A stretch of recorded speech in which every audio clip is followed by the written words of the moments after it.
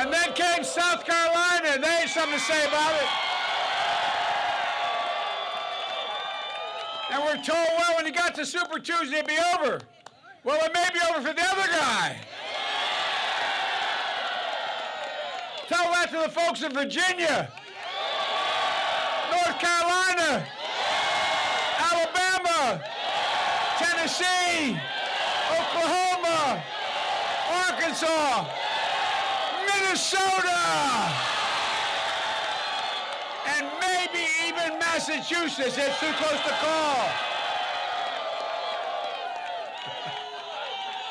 We're still waiting for Texas and California, a few other small states to come in. But it's looking good.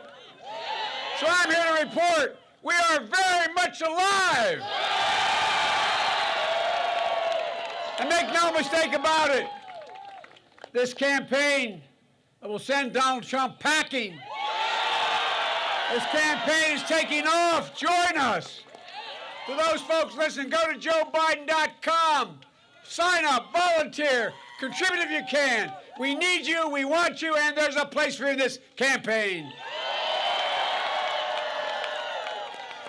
People are talking about a revolution. We started a movement. We've increased turnout. And the turnout's turned out for us. That can deliver us to a moment where we can do extraordinary things. Look.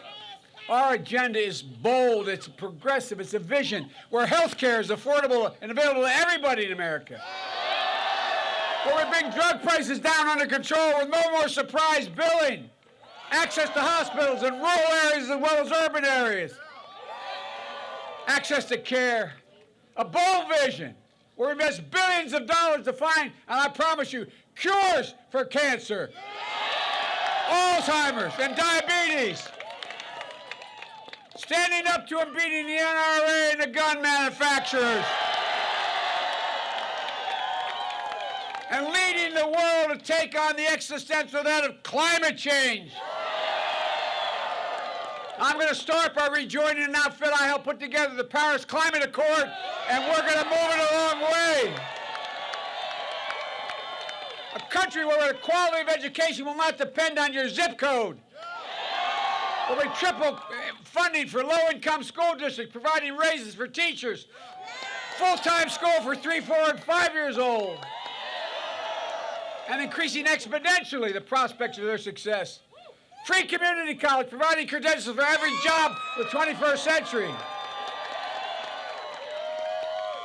And significant reduction in the cost of going to college and your student debt. If you volunteer, you pay nothing.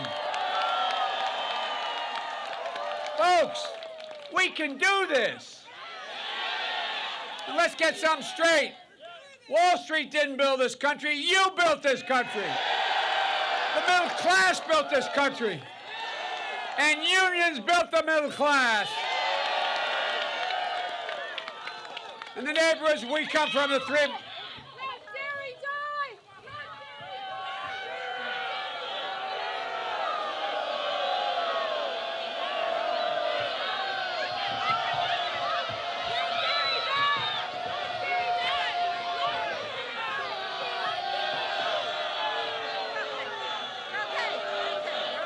Well, let's see. We're going to go. Look. The middle class is getting clobbered. The middle class is getting clobbered. Too many people in the neighborhoods that Jill and Val and I grew up in. So they're getting hurt. They're badly hurt. And guess what? They're the places where we come from, many of you come from. It's where we were raised. The people. They're the reason why I'm running. There's the reason why I'm a Democrat in the first place. These are people who build our bridges, repair our roads, keep our water safe, who teach our kids.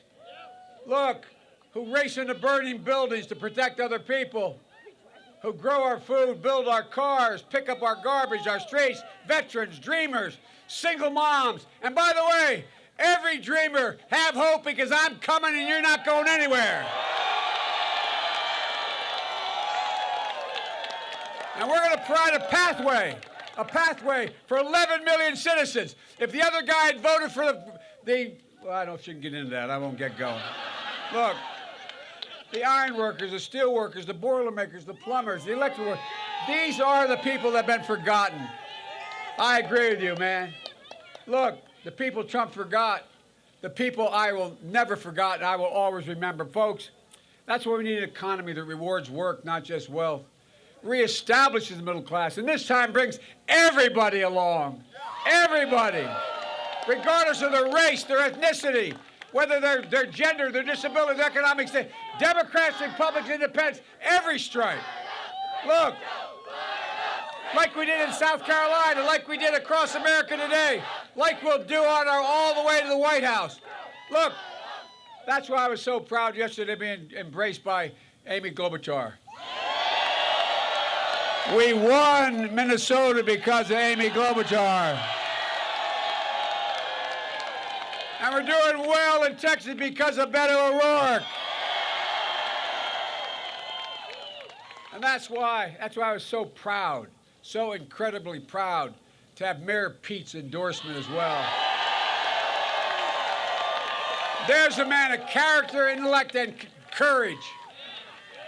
And by the way, I was proud to be endorsed by Jim Clyburn. Man, he is something else.